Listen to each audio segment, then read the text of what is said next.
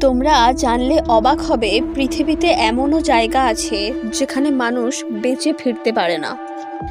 এই জায়গাকে পৃথিবীর সবচেয়ে নিষ্ঠুর জায়গা বলা হয়। এখানে তাপমাত্রা 50 ডিগ্রিরও বেশি, বাতাসে সালফার ও বিষাক্ত গ্যাস ছড়িয়ে আছে, মাটি ফুটন্ত লাভার মতো গরম। এখানে জলের অভাব, অক্সিজেনের সমস্যা এবং মাটি ফুটন্ত আগ্নেয়গিরির মতো। বিজ্ঞানীরা বলেন, মানুষের শরীর এখানে বেশিক্ষণ টিকে থাকার জন্য তৈরি নয়, তাই এটি পৃথিবীর সবচেয়ে অনাবাসযোগ্য জায়গাগুলির মধ্যে একটি।